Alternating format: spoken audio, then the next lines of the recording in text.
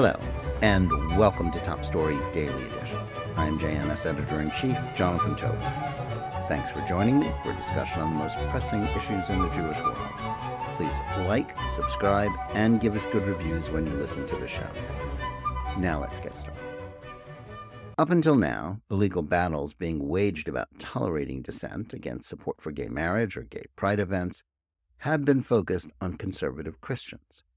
But a kosher baker in West Orange, New Jersey, is highlighting the fact that the question of the right to refuse to produce services for causes, ideas, or beliefs can not only involve Jews, but also create difficult dilemmas for Jewish communities. While all those concerned understand that the baker has the law on his side, synagogues and even the local Jewish Federation seemed prepared to ostracize him for his choice. By placing the bakery under a modern version of the traditional cherem, a ban essentially separating an individual from the Jewish community, the Jewish Federation of Greater Metro West New Jersey was making an important statement about its concept of what is and what isn't consistent with the values of the Jewish community. Such a decision was, no doubt, popular with the majority of that community, which is likely not Orthodox and views opposition to gay pride events as not merely mistaken, but beyond the boundaries of normative behavior in contemporary American and Jewish society. But can any federation that draws such a line, which designates a significant percentage of Orthodox Jews as being beyond the pale, do so without violating its prime mission to bring Jews together? If it is prepared to take such a stand, can it, in good conscience, be said to represent the interests of the entire Jewish community? Yitzi Mattel, the owner of the West Orange Bake Shop, is the focus of the controversy. Mattel canceled orders from Congregation B'nai Israel, a conservative synagogue located in Millburn, New Jersey. The synagogue wanted a rainbow-decorated cake and cookies to celebrate Gay Pride Month. Additionally, they wanted rainbow cupcakes for a youth group. The baker had made a pride cake for the same synagogue a year earlier, but then had come to think that he had violated his own beliefs by doing so. The synagogue wound up getting their treats from another kosher bakery. But that wasn't the end of it. B'nai Israel's Rabbi Robert Tobin reportedly sermonized about the incident, saying, "I believe that humans are created in the image of God with a variety of potential gender identities, with the possibility of gender fluidity." He then defended pride as a, quote, reasonable overcorrection to the past history of discrimination against the LGBTQ plus communities by our religious and social authorities. He conceded that this disagreement didn't mean that the bakery should lose its kosher certification, and did say that the law was clear that Mattel had a right to do as he liked. But it was equally true that the synagogue also had a right to refuse to spend their money supporting businesses that don't agree with them on such issues. They were joined in this sentiment by other non-Orthodox synagogues in the area. The more important decision came from the Metro West Jewish Federation, which covers an area of New Jersey that includes Essex, Morris, Sussex, and Union counties, as well as parts of Somerset. In an email, Metro West Executive Vice President and CEO Dov Ben Shimon circulated a memo to his staff that the organization will not be purchasing goods from Mattel's bakery in the future. But once the news of his decision was made public, Ben Shimon had heard criticism from those who thought it wrong for a federation that claimed to represent the entire Jewish community to be ostracizing a kosher baker who, after all, felt he was only following traditional interpretations of Jewish law. Ben Shimon wanted no further part in the controversy, claiming that his initial decision was made in haste and was no longer official policy.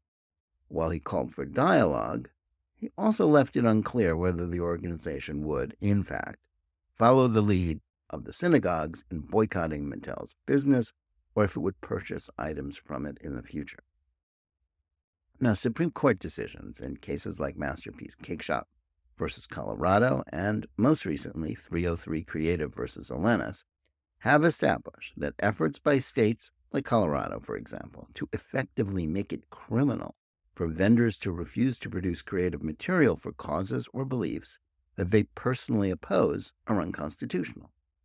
In doing so, the court has reaffirmed the basic principle that the right to religious freedom cannot be abrogated because certain beliefs fall out of fashion, as is the case with those who oppose the rapid acceptance of gay rights in the last decade. Equally important, the 303 Creative decision made clear the distinction between denying ordinary services to people on the basis of their identity and being compelled to do work that specifically requires someone to use their talents to celebrate something they oppose. The Colorado Civil Rights Commission attempted to put Jack Phillips' Masterpiece Bake Shop out of business for refusing to bake a cake for a gay marriage ceremony. Like Phillips, who said he was happy to sell baked goods to any customer but didn't think he ought to be forced to design a gay marriage cake, 303 Creative owner Lori Smith similarly refused to design a website for a gay marriage while insisting that she didn't turn away customers who asked for ordinary services. Mattel was doing the same thing. One can argue that they'd be better off not turning away customers, but the point about religious liberty is that it is rooted in an understanding that the state must not make religious tests or declare some faiths, especially those rooted in the biblical values that helped create the United States, as beyond the protection of the law for all intents and purposes. Courts' decisions in these cases have been bitterly criticized by liberal Jewish organizations like the Anti-Defamation League and those representing Reform and Conservative Judaism. Like others on the left, they believe that upholding the rights of people like Phillips, Smith, and Mattel is permitting discrimination that ought to be illegal. Yet the courts have rightly dismissed that argument, saying that this would mean compelling people to violate their religious beliefs and denying them the right to free speech. After all, if a conservative Christian baker can be compelled to bake a gay wedding cake, on what grounds could, say, a Jewish baker refuse to bake one that had Christian imagery, or perhaps even Nazi symbols like a swastika? If the law reasons that gay marriage is a good thing that cannot be reasonably opposed, while a Nazi cake is bad, then what is being proposed is not a legal principle, but a decree that distinguishes between approved and illegal beliefs. And as much as most Americans now approve of marriage equality for gays, and rightly regard Nazism with disgust and anger, the law cannot make such distinctions. As the court correctly noted in 303 Creative, the law cannot compel speech. That's a distinction difficult for many people to understand.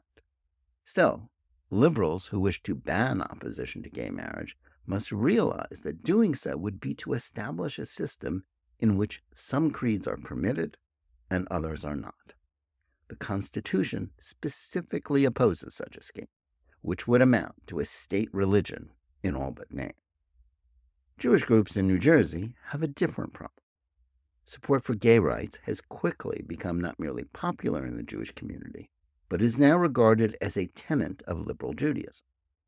Some in the Orthodox world are open to more engagement with gay men and women, but much of that community is still opposed in principle to normalizing the issue, something that puts them very much at odds with the rest of society. Yet it is ironic that liberal Jewish institutions that are committed to a big tent with regard to a variety of beliefs, including some that are critical of or opposed to the state of Israel, are utterly intolerant of Orthodox Jews and businesses that won't go along with gay pride celebrations. If some organization, like the ADL, seem primarily interested in pursuing a left-wing political agenda rather than in defending the Jewish community on a host of issues, it would appear that this is now accompanied by an appetite for treating dissent on an issue like gay rights as grounds for expulsion from the community. It is true that a community solely defined by a devotion to inclusion is one that stands for nothing. But does the fact that many Orthodox Jews are out of step with contemporary culture on some issues put them in the same category as, for example, groups like Jewish Voice for Peace, which doesn't merely oppose Israel's existence, but traffics in anti-Semitism? How can a federation pretend to speak for all Jews by treating the Orthodox as now morally equivalent to those actively engaged in trying to harm Jews? The answer is that it cannot. While we are all free to choose to purchase goods from businesses that are aligned with our personal values, when groups that pretend to uphold Jewish unity start placing kosher bakeries in harem in much the same manner as an Amsterdam synagogue did to the great skeptic Baruch Spinoza in 1655, then the Jews have much bigger problems than where to purchase cupcakes. Thanks for listening. Please remember to tune in every day for Top Story Daily Edition and every week for the full hour-long JNS TV program. Whether you're listening to us on Apple, Google Play, Spotify, or any of the other podcast platforms, or on the JNS YouTube channel, please like and or subscribe to Top Story. Click on the bell for notifications and give us good reviews. Please write to us at editor@jns.org and let us know where you listen to or watch the show and what you think about it. And remember, keep reading and thinking for yourself.